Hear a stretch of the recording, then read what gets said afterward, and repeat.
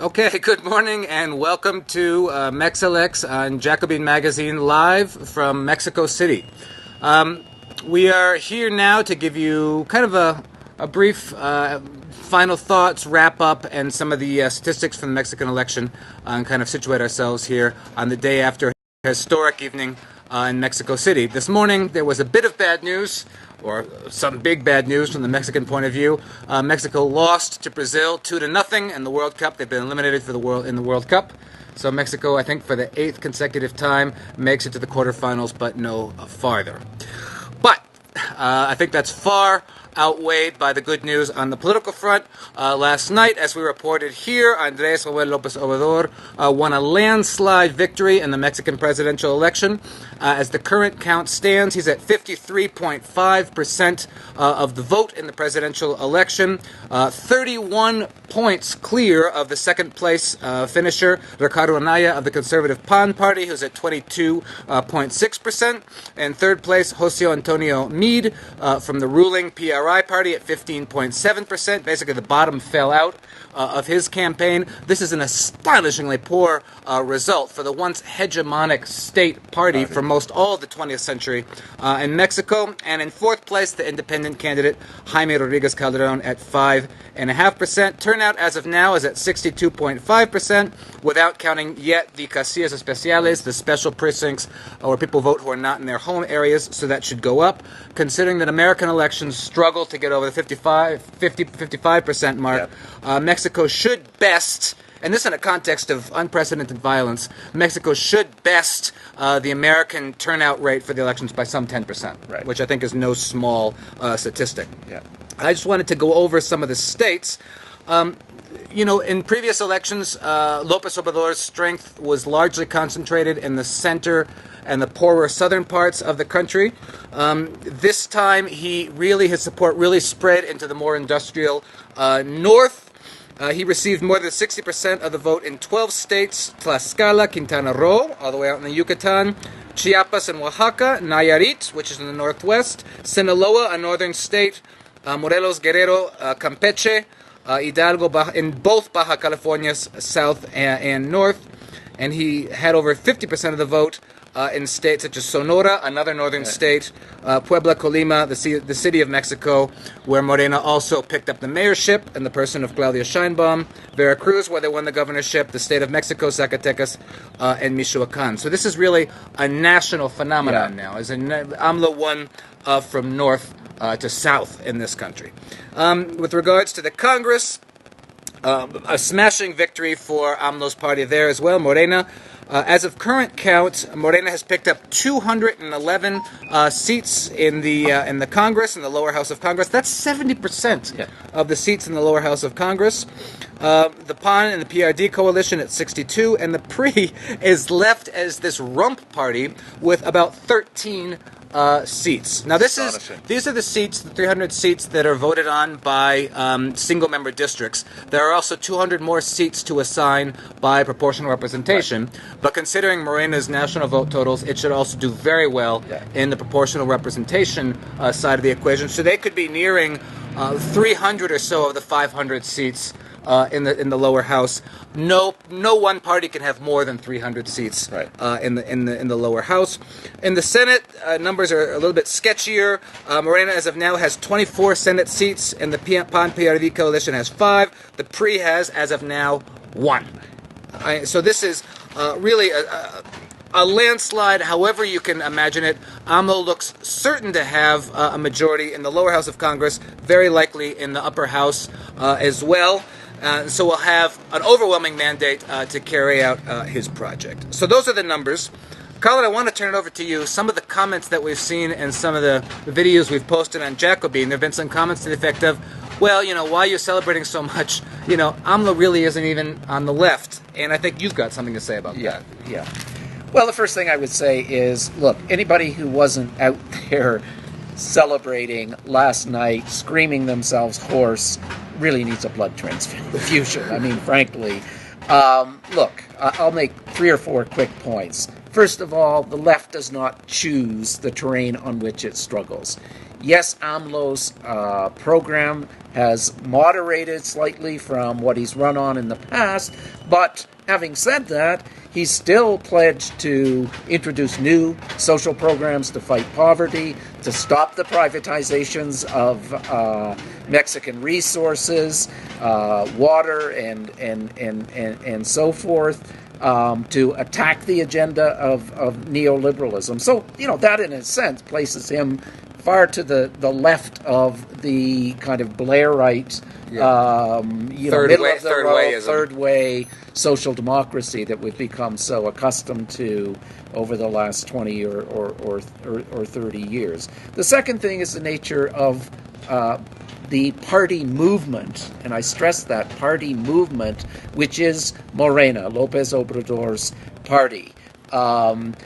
As we found out traveling up and down the country over the last 6 months, when you go to an AMLO rally, you see essentially campesinos and workers who, when you talk to them, you find out are quite a bit to the left of López Obrador himself. And that's incredibly important. The other thing that people may not know is that Morena, the name of the party, stands for Movimiento Regeneración Nacional, the National Regeneration Movement, but Right. it's also a sly reference to morenas, who are darker-skinned Mexicans who, by and large, make up the Mexican working class. In other words, in Mexico, class and race are completely one and the same. The third point I would make is it opens up a phenomenal space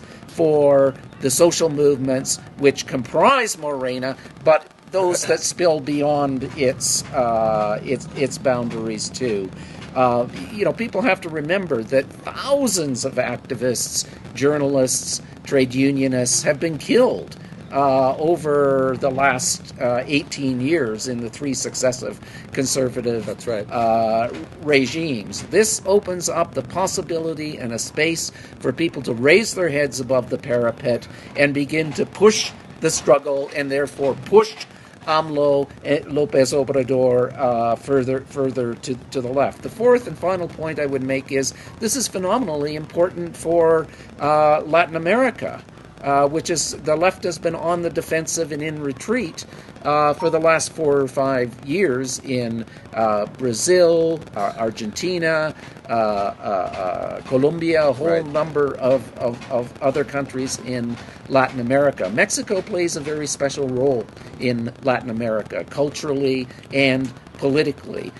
This should give a shot in the arm to those movements across Latin America that have been on the defensive. And the final thing is it should also breed confidence in the workers' struggles in the United States itself. The working class in the United States today is not the proverbial white industrial worker. It is the brown-skinned, Latino, black working class. That's the core of the working class, which is actually in movement and struggling, and many of those are Latinos who will see this as a real boost to their struggles, not just in the workplace, but against Trump's racist policies, anti-immigrant policies, and so forth. So I think really for those who are being a little pure about this victory, I think you really need to think about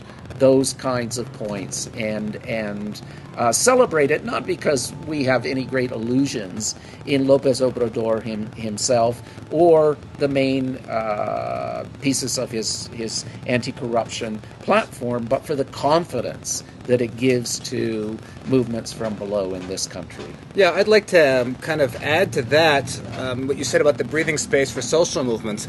Let's recall just a few years ago, 43 students were disappeared. Yeah. At the Rural Normal School in Ayotzinapa. The PRI, stonewalled on that, buried the case, and that's never been resolved. There have been killings of activists in the mining sector and all other sectors up and down the country with absolute impunity. So I think the point about giving a breathing space, it's a life or death issue for people here. AMLO has very specifically said, we will never use the army to repress the people. Now, let's hope that that's true. There are questions. He wants to have what's called the mando único, which is still some sort of combined police and military force. I think that's very questionable. We'd all like to see the demilitarization of Mexico, the military back into their garrisons. The military has been out essentially carrying de facto police functions in this country for the last 12 years, since the war on drugs was announced, and that's led, in these confrontations to some 200,000 people. We had an interview with the very prominent journalist Genaro Villamil, and what he was talking about is, it's no longer in Mexico now a question of having like a reserve labor force to keep wages down. It's just now kind of like that reserve labor force is simply being exterminated through the war on drugs. Late capitalism doesn't even have a use for these people anymore. So the point about the breathing space is very, very vital. And I'd also like to point out, I think, to add to your list, the communal tradition of Mexico. Mexico is a far different culture and society than the United States. It has a tradition of the Mexican Revolution, beginning of the 20th century, just 100 years ago, which was compared to the kind of the bourgeois white landowner version of the American Revolution. This was truly a revolution from below. Now, of course, it led to a hegemonic PRI party, which had all the problems that we know, but it also created the most progressive constitution in the 20th century in the Mexican Constitution of 1917, which is still in force. So, for example, in 2014, Pemex, the state oil industry, was privatized or part privatized, depending on how you see it. But if you look in the Constitution, it still says the oil, and the natural resources of this country and the coasts of this country are the property of the nation. Are the property of the nation. In the United States, you dig an oil well, it's your oil. In Mexico, that oil belongs to the nation. So there's a whole set of constitutional principles here that can back a progressive movement. The tradition of the Mexican Revolution and the communal culture of Mexico. Much of Mexican land is communally held through the ejido land system. In general, there's much more of a communal sense of life here. Certainly in the basis, certainly in the Morena, kind of the not the elite strata of Morena, but the basis of the party. It's a communal society, and it's a communal the indigenous movement. Traditions are, of course, the great source of that richness in places like Chiapas and Oaxaca. It's just palpable, in a state like Oaxaca, where something like 76% of the land is still under communal control, even though it's under assault by Canadian mining companies and other interests. So, I absolutely, I think that's a very powerful point to make. To pick up on that,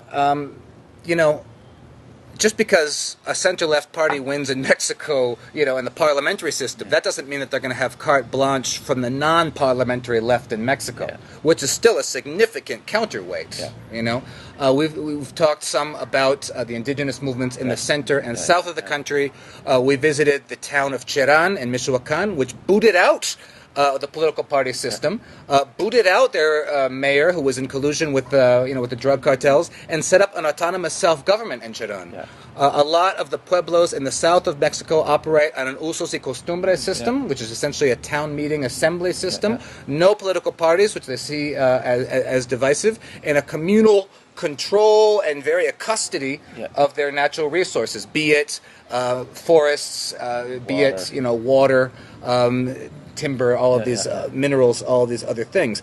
And if AMLO and Morena go ahead with what are called these mega projects, these kind of boondoggle mega projects, he's going to face a brick wall of opposition from the indigenous movements in the areas that are going to be most affected by these projects. One example are these what's called these special economic zones, which have been set up in about 5 different parts of the country. These are kind of like maquiladores on steroids. Yeah. You know, as we've written in a blog here, they're basically zones where companies can go in, pay no taxes. They're federal zones, so state and local law don't apply. They can pollute however they want. They're kind of like these feuds. You know, they're kind of basically feudal areas. And those have been set up by the Peña Nieto government. One of these mega projects, for example, is in Oaxaca, which is to kind of to link up the Pacific coast and Salina Cruz to the Atlantic coast at Coatzacoalcos, create a corridor there, you know, with improving the train service, setting up transportation link to kind of make a hub there, maquiladores and such. That's been a project that's been opposed by people in the area, and you know they've also set up a military barracks right nearby to enforce the project. AMLO has said he wants to go ahead with that kind of project, but only if the people there are in agreement with it. So we'll see if there's some degree of consensus. But this is just an example of if Morena, which is likely will do, will continue with this extractionist, capitalist model of development. There's going to be resistance. You know, he's not going to get carte blanche. Mexico is in a severe water crisis already. Ixtapalapa, the barrio where we were doing our electoral observation yesterday, has gone weeks and months without water. This is a barrio of almost 2 million people without water. This is why the local authorities were blackmailing people water in exchange for votes. Mexico City is on the top 10 list of what's called the Day Zero cities which could very soon run out of water, like Sao Paulo in Brazil. That's 25 million people in this lake basin here. And these mega projects, these extractionist mega projects, are water hogs. You know, they're water hogs. They're terrible for the environment. They lead to clear cutting of forests. I mean, it's just, the environment was not talked enough about in this campaign. It was almost a sidestep. Climate change was hardly mentioned at all. But I think it's very important to point out that we can and should criticize AMLO for not being progressive enough at the national level, but there is a serious organized movement here at the local level to protect their resources based on the idea of communal landholding, communal governments, and such. I mean, it's a totally different paradigm of doing politics, which can and should act as a brake on Morena if they continue down the same extractionist path. Right? Exactly. And that really speaks to the first point that I made, or the third point that I made, actually, about the breathing space, opening up a space for those movements to really push forward in a way that, they have been literally under the gun in every sense of the term these past 18 years. And now, it doesn't mean the violence is going to go away, by the way, tomorrow. I mean, the drug violence, a lot of it, the internecine battles between the drug cartels will still very much be there. But it does open up, number one, the possibility that the impunity of the past will no longer hold, that people will actually be charged with violence, but more importantly, it's that social space, that political space for people to struggle, to organize, and to begin to really reconstruct this country, which has been torn apart. And I mean, that sounds a bit cliched, but it really has been torn limb from limb by the violence and corruption of the last 18 years. And just a final point too, we've criticized Morena for kind of, as being a new party, it's kind of imported candidates from other parties, and I think that's going to be a big challenge for Morena going ahead, that they're going to have to create young candidates of their own, bases of their own. They can't continue to borrow candidates that have local prominence in order to boost their image in different regions and states. They have to create a really good cadre of local progressive candidates. They haven't done that yet sufficiently. However, if you look at some of the people who are going to Congress for Morena, some of these names might not be well known in the States, but they are in Mexico. You're thinking of activists like Gerardo Fernandez Noroña, a long-time, very progressive activist. Pablo Gomez, one of the founders of the PRD in 1988, one of the most progressive founders of the PRD party, is going to Congress for Noroña. One of the senatorial candidates, we'll see if she wins, Nestora Salgado, a Mexican who actually immigrated to the United States and came back to head up her community police in the state of Guerrero. Her town was, being ravaged by drug violence. They set up their own local community police movement. She headed that up and spent 3 years in prison for that. She was on the Morena list for Senate. Dr. Mireles, Jose Manuel Mireles, also from the self-defense in Michoacan, was on a local list for Morena as well in Michoacan. So, there are some people elected from Morena I would have liked to have not seen elected. But there are also some people elected in Morena. These are people who, would never have seen the light of day in the Mexican Congress otherwise. Yeah, so, exactly. That's important to point out. So, in conclusion, a landslide victory for AMLO. Looks like he's set to take the Congress as well, Mexico City, and several governorships. And, they've also changed the law now so that Congress people can be reelected. They had term limits before of 1 term. The term limits have been extended now. So this could actually set up now a generational realignment in Mexican politics going forward. So we hope you've enjoyed our coverage here on Jacobin Magazine. We again thank Jacobin for the space. I'm Kurt Hackbarth, and this is Don Colin Mooers from MexElects. And we will be back, hopefully, at some point in the future. Keep your eyes on Mexico, everyone. Gracias.